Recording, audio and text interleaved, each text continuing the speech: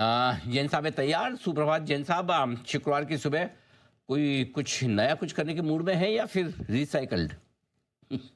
अ, नए हैं मेरे पास पिटारे में, मगर ना ना, आपकी जो मर्जी, मैं तो जस्ट पूछ रहा हूँ। आजकल वैसे रिसाइकलिंग का भी जमाना है, काफी पसंद की जाती है रिसाइकलिंग, ऐसा नहीं है?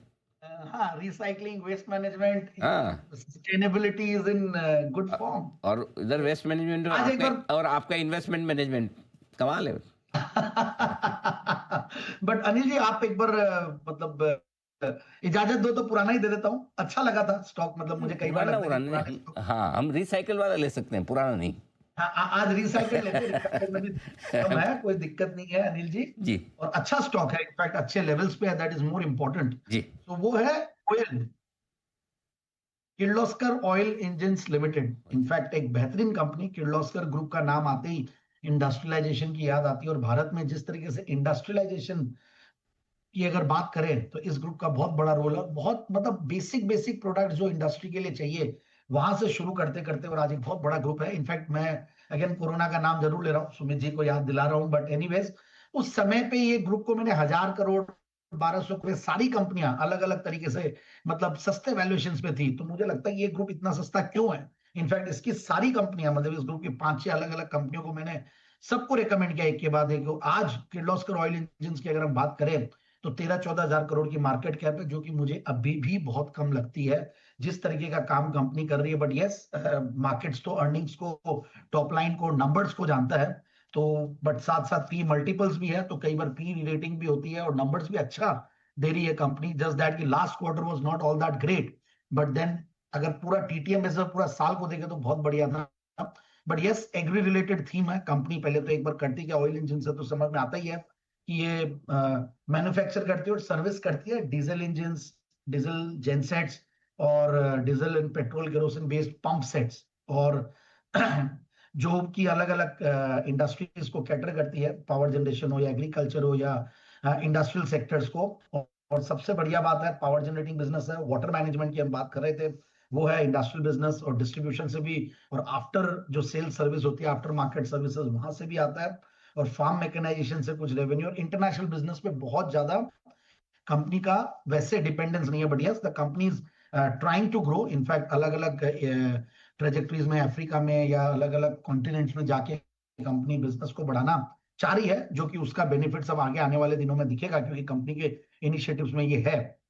अब स्ट्रॉन्ग पेडिग्री है, ये स्ट्रॉन्ग बैलेंस शीट है, स्ट्रॉन्ग नंबर्स आते हैं, फंडामेंटल्स बढ़िया, टेलविंड्स बढ़िया। टेलविंड्स का मतलब कि एग्री रिलेटेड थीम है, मुझे लगता है कि बढ़िया करेगी इंडिया में। और दूसरी बात एक और है, जो अच्छा मॉनसून आया है उसका भी बेनिफिट कंपनी को मिलेगा, और रूरल कंजम्पशन का भी बेनिफिट यहाँ पे मिलता है। सो ओवरऑल एक फैंटास्टिक कंपनी। और उससे भी बढ़िया बात है, मैं क्रेडिट रेटिंग्स देख रहा था तो वो तो बढ़िया होनी है। और कंपनी की नंबर्स पे आते हैं, तो नंबर्स की बात करते हैं तो मैं मतलब ग्रोथ जो आ रही है पिछले 3 साल की 40% की, विच इज ह्यूज।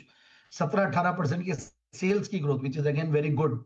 और उससे भी बढ़िया बात है, price to book value multiples पे कोई महंगा नहीं है स्टॉक। जिस तरीके की ब्रांड पेडिग्री और जो ब्रांड किर्लोस्कर ऑयल, मतलब कोयल, मैंने देखा है, चैनल चेक भी किया कि बहुत जबरदस्त एक्सेप्टेंस रहती है, और अच्छा खासा ऑपरेटिंग प्रॉफिट मार्जिन में काम करती है। 20%, 18-20% के लगभग ऑपरेटिंग प्रॉफिट मार्जिन रहता है।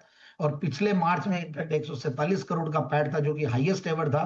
और फिर उसके बाद जून 2024 again it was followed by a very good quarter. तो इसीलिए स्टॉक क्या है कि जब मार्केट पीक पे थे तब ये बहुत जबरदस्त ऊपर के लेवल्स पे गया था, 1405 के लेवल्स बनाए, और वहां से करेक्ट हुआ क्योंकि लास्ट के 1-2 क्वार्टर्स थोड़े हल्के आए, जिसको मार्केट ने पसंद नहीं किया। But that doesn't mean that कि आगे कंपनी नहीं कर पाएगी, तो बिल्कुल बढ़िया करेगी। और 476 करोड़ का टीटीएम बिजनेस में PAT is highest, which is again very impressive. और मैं प्रोमोटर्स की होल्डिंग ठीक ठाक है, कुछ कुछ इश्यूज भी थे बीच में, और उसकी वजह से भी थोड़ा वैल्यूएशन कम मिलते थे।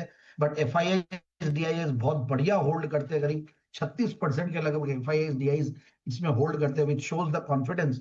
तो ये सारी चीजों को देखता हूं तो मुझे ये कंपनी बहुत बढ़िया लगती है। और फिर मैंने इनके थोड़े से और भी वो देखा, तो कंपनी अभी अपना इन्वेस्टमेंट्स कर रही है, कुछ यूएस में भी है, मिडिल ईस्ट में भी है, अफ्रीका में भी है।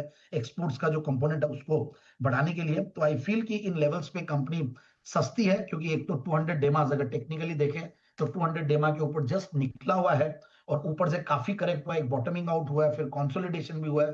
जो टेक्निकल्स हैं वो काफी देखते हैं। तो इन सबको देखते हुए लगता है, और प्लस ऊपर के लेवल से जिस तरीके से करेक्ट हुआ है, तो मुझे लगता है कि आराम से 1050 1090 के टारगेट्स के लिए स्टॉक को लिया जा सकता है। ऑलराइट, 1050 1090 के टारगेट के लिए लें। आइए, एक बिगुल की फरमाइश आई है सिद्धार्थ जी की तरफ से, सुपर सेट।